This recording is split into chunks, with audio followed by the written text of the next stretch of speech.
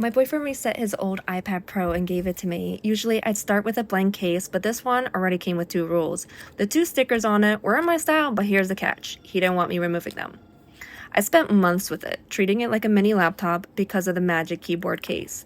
I asked him every so often if he was okay with me adding more stickers to it.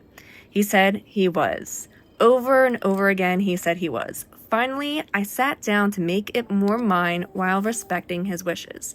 I wanted to make sure that what I put on the case isn't just something I would like, but something that would flow well and still be Pookie approved.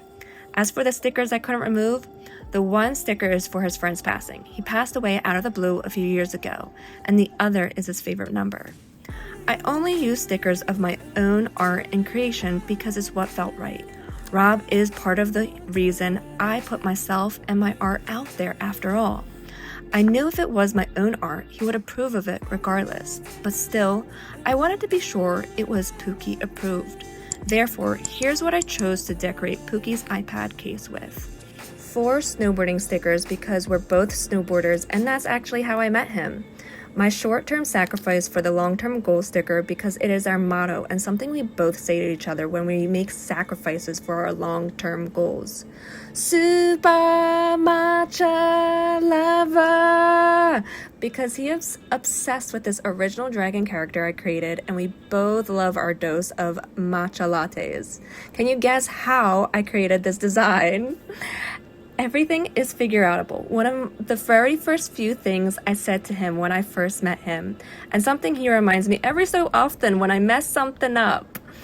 Dream life is a privilege, but living life to the fullest is a choice, as a reminder of his friend's passing at a young age. Life is too short.